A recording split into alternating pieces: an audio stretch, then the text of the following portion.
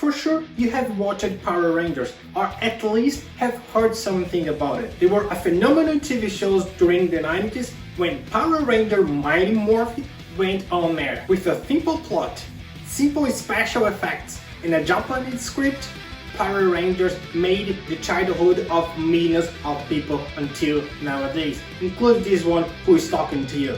So keep watching this video. I will tell you the story behind Power Rangers, some curiosities, and some errors that I found when I was rewatching the show again. Let's do it.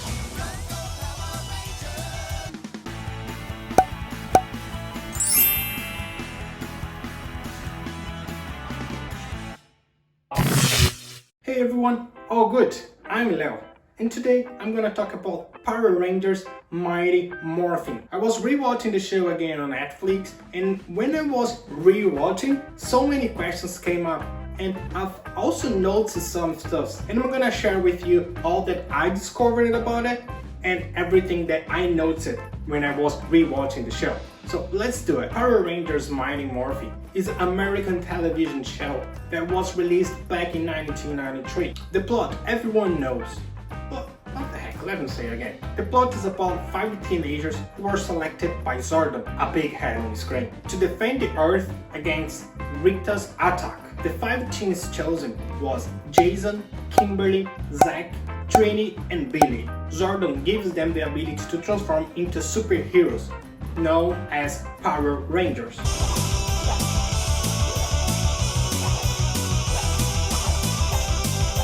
When they are transformed into Power Rangers, they gain superhuman powers, they have loads of weapons, they also have huge dinosaur robots called Zords. Go, go, Power Rangers! Go, go, Power Rangers! You mighty morphin Power Rangers! A side note here, do you know how the Zords came up? So back in time, Stan Lee, yeah, the same one from Marvel, created a Japanese Spider-Man.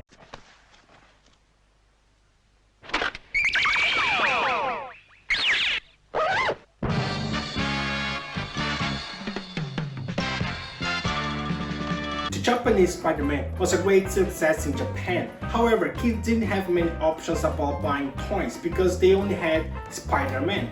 What? So what did they came up? So they thought, okay, let's say that at some point Spider-Man needs help and he calls a giant robot and he has to get inside the robot. Yeah, that's how the Zords came up. Power Rangers is an adaptation from the Japanese TV series Sentai Rangers. Sentai Ranger!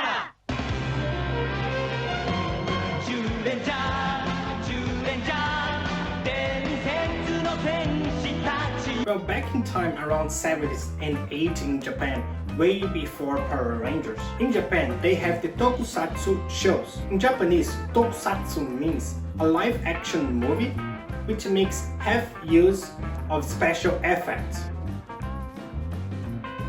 The most popular types of tokusatsu is monster movies like Godzilla,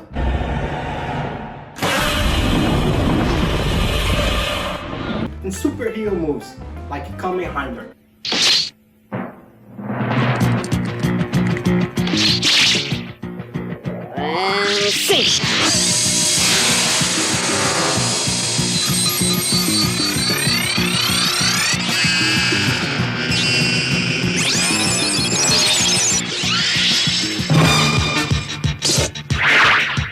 Back in time, in Japan, this was already a great success. Okay, but how did it arrive in America? The answer is the visionary man who brought Power Rangers to the world. It's called Heinz Saban. During a business trip in Japan back in 1984, Heinz Saban was watching television when he saw 5 kids with colorful clothes kicking monsters' asses. He had an idea. A side note here. Before becoming a film and television producer, Heinz Saban was known by composing songs for cartoons. Yeah, one of our favorite cartoons back in time, like Inspector Gadget, He-Man, and Dragon Quest. and others. Saban realized there was a potential for an American adaptation from Sentai Ranger, so he quickly produced a pilot entitled Bioman in 1996, and this production was offered around for 8 years. But nobody wanted Power Rangers. What? Fortunately for all of us, in 1992, Saban signed a contract with Fox, and as soon the contract was signed, the shoot started. But here comes the most genial and profitable idea ever. Remember when I said that Power Ranger is an adaptation from Sentai Ranger? Yeah, Sentai Ranger was already produced and on air in Japan, so they already had like few seasons. So what a normal producer would do? So they would take the Japanese script, they would hire some actors, and then they would make them act, correct? Well, Saban also did this, but differently. Saban realized that all scenes with fight and special effects when the guys they were Power Rangers, there were no faces showing because they were with the helmet. And then he had the idea. I could shoot an American show adding the Japanese sequences when they are fighting, when this is the most expensive. And then I would overdubbing voices when they are wearing the masks. Yeah guys, that's how they made it. I was like so shocked when I noticed it, when I was watching. It was like, oh my god. Yeah, that's exactly what happened. If you were shocked, I was shocked as well. Well, if you didn't get it yet, let me explain. Those are the American actors. And those are the Japanese actors. The American actors, they were never fighting against the monsters. They were always the Japanese actors. That's it. Yeah, it blew my mind as well when I realized that. But how did I realize that? Because I've never heard something like this. So the first thing that I noticed was they were skinnier when they were as a Power Rangers. I mean, you can see Jason, he's strong, but like the Red Ranger, he's so skinny.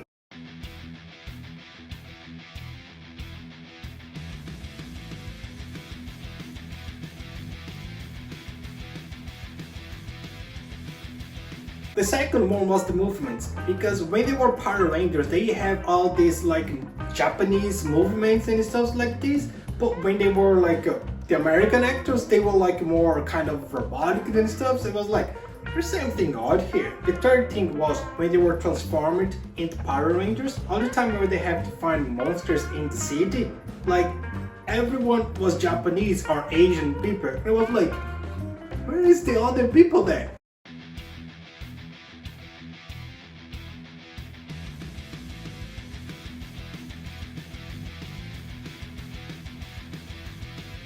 The fourth clue that I had was when they were transformed into Power Rangers and they had to use the morph for something.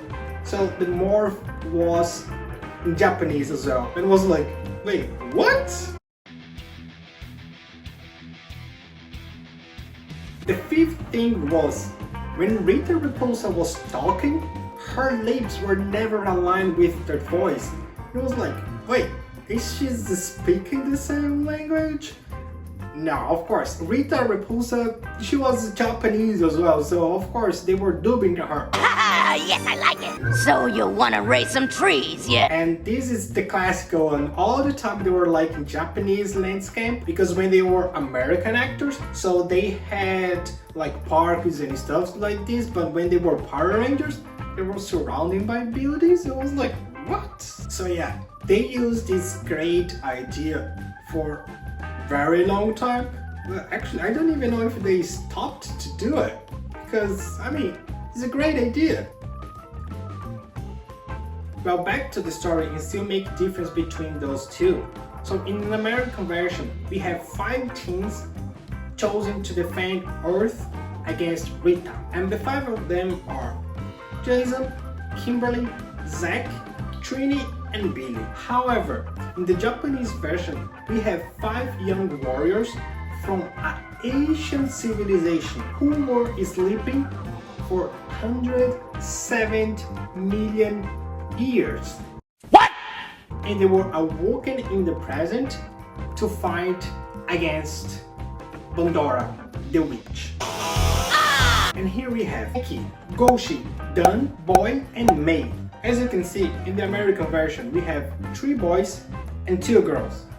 However, in the Japanese version, we have 4 boys and 1 girl.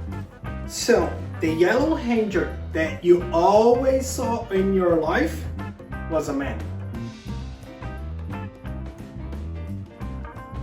More difference between the plots are, in the American version, we have Zordon and Alpha. However, in the Japanese version, we have Mysterious Sage Barza. A side note here in curiosity as well. I don't know if you ever noticed, but the Zordon lips never match with whatever he is speaking. It's quite simple, my dear. This planet is under attack. This is because they showed some scenes at the beginning, and those scenes they were used until the end. And the last difference between American version and Japanese version, it is, in the American version we have the Green Ranger who simply lost his powers, and in the Japanese version we have the Green Ranger as well, but he actually dies there. But what happened here, why Tom was brought back as a White Ranger? Well, this is because millions of children, they were like fighting with their parents, saying that they wouldn't do some like home jobs and stuff like this if Tom were not back. So parents, they were sending letters over and over again to Fox saying that if they wouldn't bring Tom back, they would have a big trouble.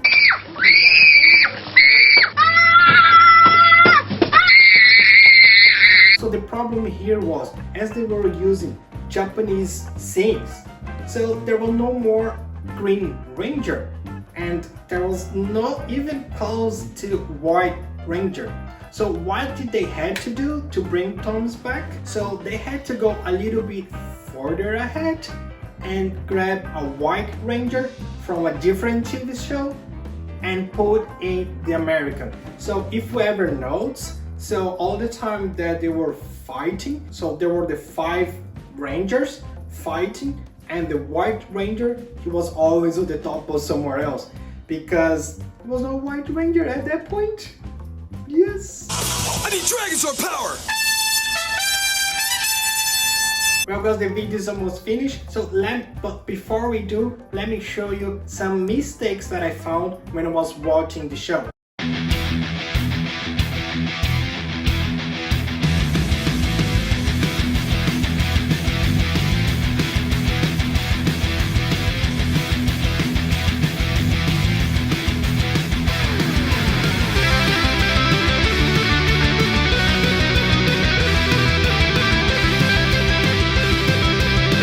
Even though they had like minimal mistakes and they were like a simple plot, if you look back in time now, you can see like what the heck, like, well, this was one of my favorite TV shows in my childhood. Like I was spending like millions hours watching Power Rangers. I had the toys and stuff like this. This was one of my favorite. I also remember when I used to play Power Rangers with my friends, I was always the red one.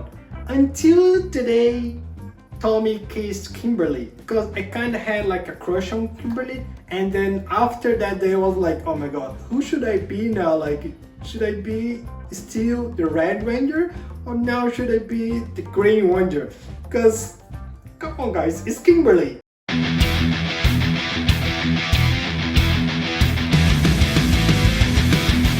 So guys, that was all for today. Thank you very much to be here with me until now. And tell me, leave here in the comment down below. Tell me, which Power Ranger were you when you were young? I told you I was the red, like oh my god, like Power Ranger is one of my favorite TV shows of all time. Power Ranger was there before Dragon Ball, before like any other movies from Marvel and stuff like this. So they were my favorite superheroes at the time. It's morphing time! Tyrannosaurus! Guys, please don't forget to give a like and don't forget to subscribe to the channel, because I'm gonna try and work hard to bring one video every Tuesday. So that's all for today guys. Thank you very much to watch, and ciao!